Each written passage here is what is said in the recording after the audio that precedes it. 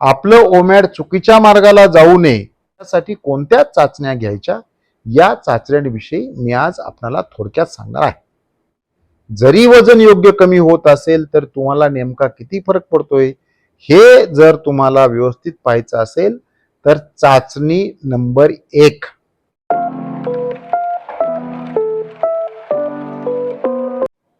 नमस्कार मित्रांनो, माझे आरोग्य प्रयोग या मालिकेत आजचा विषय आहे रक्त चाचण्या, ब्लड टेस्ट.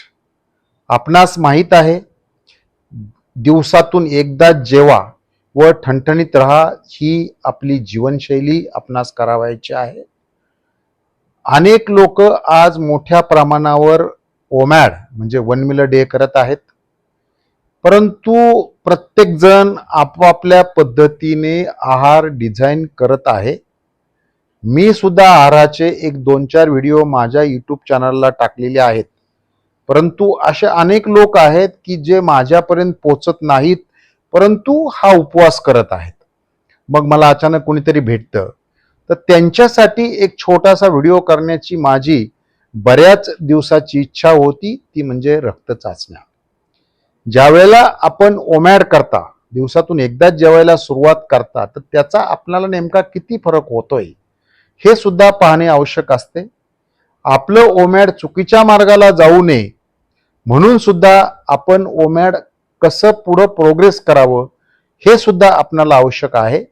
म्हणून हे सगळं तपासण्यासाठी आपल्याला केवळ मी किंवा तुम्ही बोलून काही उपयोग नाही, तर आपला जो नेहमीचा डॉक्टर आहे त्याचं आपल्याला समाधान करायचं असतं. आपल्या ज्या रक्त चाचण्या आहेत त्या रक्त चाचण्या सुद्धा मेडिकल शास्त्राने दिल्याप्रमाणे आलेल्या पाहिजेत. आणि सर्वात महत्त्वाचं म्हणजे तुम्हाला फ्रेशनेस जाणवला पाहिजे. तुम्हाला ज्या ज्या आजाराच्या कुठल्या वेदना होत असतील त्या वेदना सुद्धा जाणवल्या नाही पाहिजे. मी सुरुवातीलाच आपणाला सांगतो की ओमॅड म्हणजे 1 मील डे, दिवसातून एकदा जेवणे, ही कोणती वैद्यकीय पद्धती नाही, तर हे म्हणजे आपण जुन्या काळी जो निरंकार पाणी पिऊन उपवास करायचा तोच हा उपवास आहे. परंतु आजकाल असणाऱ्या मेटाबॉलिक सिंड्रोम X यामुळे किंवा त्याचं सोफिस्टिकेटेड नाव जे आहे इन्सुलिन रेजिस्टन्स, यामुळे लोकांना जवळपास 40 पेक्षा जास्त आजार होतात आणि या आजारासाठी वेगवेगळे औषधं, वेगवेगळे डॉक्टर यांची साथ आपल्याला घ्यावी लागते. ओमॅड जे आहे हे ओमॅड अनेक आजारांवर अतिशय चांगलं काम करतं. चांगलं काम करतं म्हणजे काय करतं, तर तुमची फॅट बॉडी मधलं वापरते बॉडी आणि मग बॉडी नैसर्गिकरित्या आपल्या आजारावर कंट्रोल करते. परंतु हे आपण ज्यावेळेला कोणत्या स्पेसिफिक आजारासाठी आपण करत असाल तो आजार आपण आपल्या डॉक्टरांबरोबर चर्चा करून त्याच्यावर आवश्यक त्या गोळ्या औषधांचं नियंत्रण करतो. परंतु जर तुम्हाला ओमॅड, तुम्ही अगदी निरोगी असाल, तुम्हाला कोणताही आजार नसेल, तर तुम्ही ओमॅड चुकीचं तर करत नाहीयेत ना, तर त्यासाठी कोणत्या चाचण्या घ्यायच्या या चाचण्यांविषयी मी आज आपल्याला थोडक्यात सांगणार आहे. It's you, yeah, boy, the one to show me now and forever. ओमॅड मध्ये तुमचं ओमॅड बरोबर काम करतंय किंवा नाही, तुम्ही योग्य दिशेने चालू आहात किंवा नाही, तुमचं वजन योग्य कमी होतंय की नाही, जरी वजन योग्य कमी होत असेल तर तुम्हाला नेमका किती फरक पडतोय हे जर तुम्हाला व्यवस्थित पाहायचं असेल तर चाचणी नंबर 1. चाचणी नंबर 1 जी आहे ती आपण आपलं फास्टिंग इन्सुलिन चेक करायचं आहे. ज्या लोकांचं वजन जास्त असतं त्या लोकांच्या इन्सुलिन जे आहे, फास्टिंग इन्सुलिन जे आहे, उपाशीपोटी जे इन्सुलिन आपण रक्त चाचणी करतो ते फार जास्त असतं. आजकाल जे तरुण मुलं आहेत त्यांचं सुद्धा इन्सुलिन 10 पर्यंत यायला लागलेलं आहे. ज्या लोकांना आजार आहे, ज्यांचं वजन आहे, त्यांचं इन्सुलिन 15-20 आहे. मेडिकल शास्त्रामध्ये याची रेंज जी दिलेली आहे ती 2 ते 22 दिलेली आहे. परंतु जर सर्वसाधारणपणे 10च्या वर जर फास्टिंग इन्सुलिन असेल तर त्या माणसाचं वजन जास्त असतं किंवा त्या माणसाला अनेक आजार असतात. म्हणून ओमॅड करून आपल्याला आपलं फास्टिंग इन्सुलिन साधारणतः 5 ते 6 या लेवलला आणायचं आहे. कोणत्याही परिस्थितीत ते 8-10च्या वर राहणार नाही. त्यासाठी तुम्हाला उपवास करायचा आहे. अनेक माझे ओमॅड करणाऱ्या लोकांचे रिपोर्ट 10च्या आतमध्ये अगदी 4-5 पण येतात आणि मग त्यांना अतिशय चांगलं जीवन जगता येतं. लक्षात ठेवा, अनेक लोकांना ज्यांची शुगर फास्टिंग पण 100च्या आतमध्ये आहे, पीपी सुद्धा नॉर्मल आहे, HbA1c अगदी 5च्या आतमध्ये आहे, परंतु अशा सुद्धा लोकांचं फास्टिंग इन्सुलिन हाय आहे आणि त्यामुळं त्यांची HOMA-IR ही रक्त चाचणी बिघडते. ज्यांची HOMA-IR ही रक्त चाचणी बिघडते त्यांना विविध प्रकारचे आजार असल्याचे सुद्धा निदर्शनास आलेले आहे. एखाद्या व्यक्तीमध्ये, काही व्यक्तींमध्ये याच्यात थोडाफार फरक असू शकेल, परंतु फास्टिंग इन्सुलिन गुणिले फास्टिंग शुगर डिवायडेड बाय 405 म्हणजे हा रेशिओ जो असतो हा आहे HOMA-IR. हा आपला 1.5च्या आतमध्ये असावा. ही सुद्धा आंतरराष्ट्रीय चाचणी आहे. HbA1c सुद्धा आंतरराष्ट्रीय चाचणी आहे. फास्टिंग आणि पीपी ही सुद्धा आंतरराष्ट्रीय चाचणी आहे. यामुळे ह्या तिन्ही चाचण्यापैकी इन्सुलिन रेजिस्टन्स किंवा फास्टिंग इन्सुलिन किंवा HOMA-IR ही रक्त चाचणी ही सर्वात योग्य आहे. आणि तुमचं ओमॅड जर योग्य काम करत असेल तर तुमचा HOMA-IR नॉर्मल येतो. जर तुमचा HOMA-IR नॉर्मल आला तर तुमच्या शुगरच्या आणि लिपिड प्रोफाईलच्या चाचण्या ज्या आहेत त्या चाचण्या सुद्धा बऱ्यापैकी नॉर्मल असतात. त्यामुळे तुमची चाचणी क्रमांक 1 आहे ती आहे फास्टिंग इन्सुलिन किंवा HOMA-IR ही टेस्ट आजकाल करून मिळते.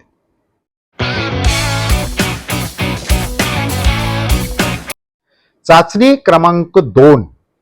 चाचणी क्रमांक 2 एक लक्षात ठेवा की आपण काय सांगतो ओमॅडमध्ये, तुम्ही 100 ग्रॅम प्रोटीन घ्या, 80 ते 100 ग्रॅम फॅट घ्या, 40 ग्रॅम फायबर घ्या आणि कमीत कमी कार्बोहायड्रेट घ्या, पाणी सफिशियंट घ्या आणि आपण अजून एक म्हणजे 3, 4, 5, 6 गोष्टी सांगतो. यामध्ये विटॅमिन्स आणि मिनरल 6 नंबर. तर यामध्ये एक महत्वाची चाचणी आहे लिपिड प्रोफाईल. लिपिड प्रोफाईल ही आपल्या कोलेस्ट्रॉलची आणि ट्रायग्लिसराईडची चाचणी असते. लक्षात ठेवा, ज्या वेळेला आपण ओमॅड करतो त्यावेळेला साधारणतः 18 ते 20 तासाने बॉडी मोठ्या प्रमाणावर तुमचं स्टोअर केलेलं फॅट वापरायला लागते आणि ज्या वेळेला फॅट तुमचं वापरते त्यावेळेला तुमचा कोलेस्ट्रॉलचा रिपोर्ट जो आहे तो रिपोर्ट नॉर्मल यायला सुरुवात होते. परंतु ओमॅडमध्ये करावायचा कोलेस्ट्रॉलचा रिपोर्ट याच्यामध्ये थोडाफार फरक असू शकतो. कारण तुम्ही ज्या वेळेला 3 वेळा जेवत असता त्यावेळेला बॉडी फॅट वापरत नाही. बॉडी कायम स्टोरेज मोडमध्ये असते. ज्या वेळेला आपण ओमॅड करतो त्यावेळेला बॉडी फॅट वापरते. म्हणजेच रक्तामधल्या लिपिडचे जे घटक आहेत HDL, LDL जे असतील त्याच्यामध्ये थोडाफार बदल असू शकतो. मी तर आपल्याला सजेस्ट करेल की डॉक्टर स्टेन एकबर्ग यांचं युट्यूबवर एक छानपैकी लेक्चर आहे, how to read your cholesterol report. म्हणजे त्यांनी कुठल्या कोलेस्ट्रॉलचा रिपोर्ट कसा पाहायचा हे त्यांनी सांगितलेलं आहे. परंतु मी ठोकताळ्यामध्ये आपल्याला एक सांगतो, आपण आपल्या डॉक्टरशी कोरिलेट करा. ठोकताळ्यामध्ये एक सांगतो की आपलं कोलेस्ट्रॉल रिपोर्टमध्ये HDL 50 पेक्षा जास्त ओमॅडवर येतं जर तुम्ही चांगलं फॅट घेत असाल तर. जर तुम्ही खराब फॅट घेत असाल तर तुमचं HDL कमी येईल. मुद्दा क्रमांक 1. मुद्दा क्रमांक 2, जर तुमचं जेवण व्यवस्थित असेल, तुम्ही एक्सेस फॅट घेत नसाल, कमी घेत नसाल तर तुमचं ट्रायग्लिसराईड हे अराउंड 100-125 मध्ये असतं. त्यामुळं जर तुम्ही ओमॅड करत असाल तर तुमचा ट्रायग्लिसराईड टू HDL रेशिओ हा मेडिकल शास्त्राने दिलेल्या रेशिओ मध्ये पाहिजे. दुसरी गोष्ट, तुमचं ओमॅड मध्ये कोलेस्ट्रॉल वापरलं जातं त्यामुळं कदाचित तुमच्या लिपिडमध्ये थोडाफार इकडे तिकडे फरक असू शकतो रेग्युलर लिपिडपेक्षा. परंतु हे सुद्धा आपण आपल्या डॉक्टरांशी रिलेटेड करायचं आहे. परंतु कोणत्याही परिस्थितीत आपला कोलेस्ट्रॉलचा जो रिपोर्ट आहे तो रिपोर्ट नॉर्मल येईल याची काळजी घ्यावी. जर कोलेस्ट्रॉलच्या रिपोर्टवर तुम्हाला जर काय डाऊट आला तर आर्टिफिशियल इंटेलिजन्स आज आहे, AI वर ओमॅड अँड माय कोलेस्ट्रॉल रिपोर्ट असं जर तुम्ही टाकलं तर AI तुम्हाला 550 वेबसाईट कन्वर्ट करून तुमच्या रिपोर्टचं अनालिसिस करून देईल. ही सुद्धा गोष्ट आपण लक्षात घ्यावा. परंतु टेस्ट क्रमांक 2 म्हणजे लिपिड आणि ट्रायग्लिसराईड हे सुद्धा योग्य असलं पाहिजे. आपण ओमॅड करताना सुरुवातीला दर 15 दिवसाला, आजकाल लिपिड प्रोफाईलची टेस्ट स्वस्त झालेली आहे, दर 15 दिवसाला जोपर्यंत तुम्ही डाएटला सेट होत नाही तोपर्यंत लिपिड प्रोफाईलची टेस्ट करून घ्यावी.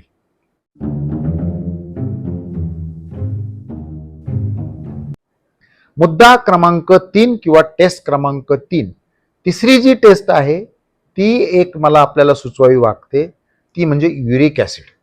बऱ्याच वेळेला काय होतं की ज्या वेळेला मी सांगतो लोकांना की तुम्ही प्रोटीन घ्या, फॅट घ्या, मग लोक एक्सेसिव्ह प्रोटीन, एक्सेसिव्ह फॅट घेतात, कार्बोहायड्रेट कमी करतात. फायबर आपण घ्यायला सांगितलेला असतो, त्यामुळे फायबर घेताना पुरेसं पाणी पित नाहीत. आणि मग जे तुमचे मेन घटक असतात त्याला प्युरिन्स असं म्हणतात, हे प्युरिन्स जर रक्तामध्ये वाढलं तर तुमचं युरिक ऍसिड वाढतं. युरिक ऍसिड वाढण्याचं ओमॅड करू किंवा न करू पेशंटची संख्या 20% जास्त आहे. वाढलेल्या युरिक ऍसिडनी पुढे किडनी स्टोन होतात, किडनी स्टोन होऊन पुढे आर्थरायटिस सारखे आजार होतात, जॉईंट पेन होतात, गाऊट सारखा आजार होतो. हे सगळे वाढलेल्या युरिक ऍसिडचे सुद्धा पुढचे प्रकार आहेत. ज्यांना असेल त्यांनी सुद्धा ओमॅड करून पाहावं. परंतु जे लोक ओमॅड करतात त्यांनी आपलं प्रत्येक महिन्याला युरिक ऍसिड जे आहे ते युरिक ऍसिड जोपर्यंत सुरुवातीला सेट होत नाही तोपर्यंत युरिक ऍसिडचं मात्र आपण ब्लड टेस्ट करून घ्यावी. युरिक ऍसिड साधारणतः मेल फिमेलचा त्याचा वेगळा आहे, परंतु 7.2 वगैरे तुमचं नॉर्मल असतं. माझी सर्वांना अशी विनंती राहील की आपलं युरिक ऍसिड शक्यतो 5 पेक्षा कमी ठेवावं. आणि 5 पेक्षा जर कमी ठेवलं तर तुम्हाला युरिक ऍसिडसाठी मी तुम्हाला सांगितलेलं आहे, तुम्हाला सफिशियंट पाणी प्यावं लागतं. युरिक ऍसिड जर तुम्हाला नॉर्मलमध्ये ठेवायचं असेल तर हाय फ्रुक्टोज कॉर्न सिरप, त्याच्यामध्ये फळं सुद्धा असतात, ह्याचं कमीत कमी सेवन करायला लागतं, साखरेचं कमीत कमी सेवन करायला लागतं. मी युरिक ऍसिडवर एक सेपरेट व्हिडिओ करणार आहे. परंतु ओमॅड करणाऱ्यांनी कोणत्याही परिस्थितीत आपली युरिक ऍसिडची टेस्ट ओमॅड करायला लागल्यानंतर 1 महिन्याच्या आतमध्ये करून घ्यावी, की जेणेकरून तुमच्या आहारामध्ये तुम्ही अतिरिक्त नॉनव्हेज किंवा अतिरिक्त गोड, अतिरिक्त हाय फ्रुक्टोज, अतिरिक्त फ्रुक्टोज जर असेल तर युरिक ऍसिड वाढू शकतं. आपण एकदाच जेवतो, त्यामुळं तुम्हाला युरिक ऍसिडची सुद्धा टेस्ट करावी लागते.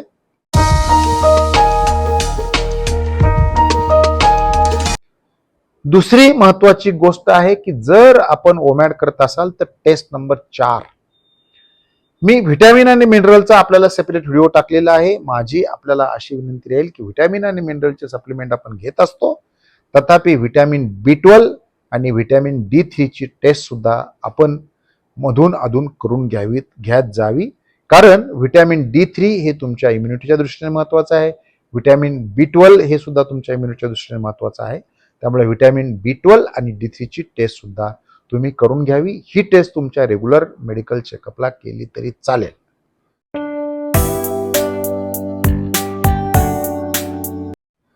ज्या वेळेला आपण रुटीन मेडिकल चेकअप करत असतो त्यावेळेला मात्र टेस्ट क्रमांक 5, टेस्ट क्रमांक 5 ही जी आहे ही तुमच्या रुटीन मेडिकल चेकअप मधली आहे. ती म्हणजे CBC, तुमच्या ब्लड काउंटची टेस्ट आहे, LFT liver function test, KFT kidney function test. या 3 टेस्ट तुमच्या रेग्युलर चेकअपमध्ये आपण करून घ्यायला पाहिजे. परंतु फास्टिंग इन्सुलिन म्हणजे HOMA-IR, तुमची लिपिड प्रोफाईल ही टेस्ट जी आहे आणि तिसरी युरिक ऍसिड, या 3 टेस्ट मात्र तुम्ही तुमच्या नॉर्मल राहतील ओमॅड करताना.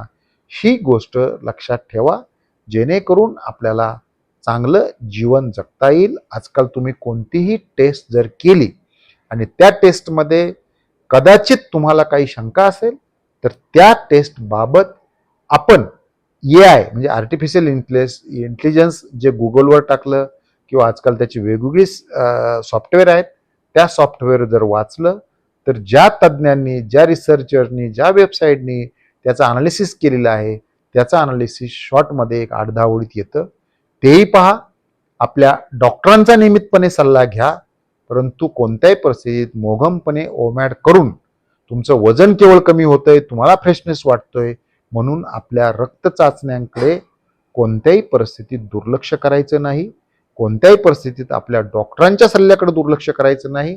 हा, कदाचित असं होईल की एखाद्या डॉक्टरला उपवासाविषयी, फास्टिंगविषयी, ऑटोफॅजीविषयी पुरेसं माहीत नसेल, तर तुम्हाला दुसऱ्या एखाद्या डॉक्टरचं सुद्धा ओपिनियन घेता येतं.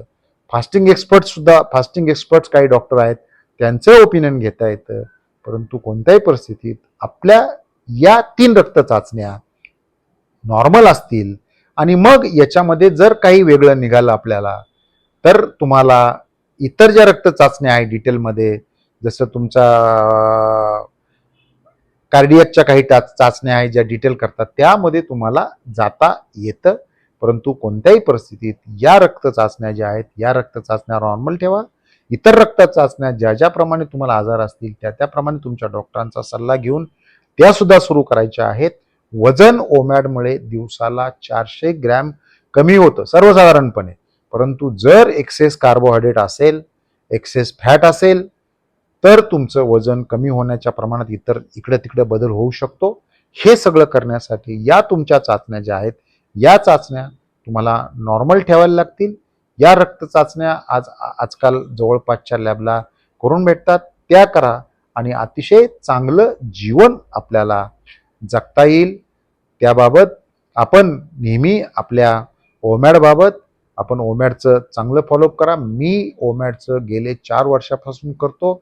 माझे सगळे ब्लड रिपोर्ट जे आहेत, हे सगळे ब्लड रिपोर्ट नॉर्मल असतात. हे फक्त ओमॅडमुळे आहे. ओमॅड ही अतिशय चांगली जीवनशैली आहे. या जीवनशैलीचा मी वापर केलेला आहे. मी सुद्धा वेळोवेळी चाचण्या करतो. मी सुद्धा वेळोवेळी चाचण्या करून माझे ब्लड रिपोर्ट नॉर्मल ठेवतोय. आपणही करा. मोघमपणे काहीही करू नका. आपल्या चांगल्या आरोग्यासाठी माझ्या खूप खूप शुभेच्छा. धन्यवाद. Thank you and all the best.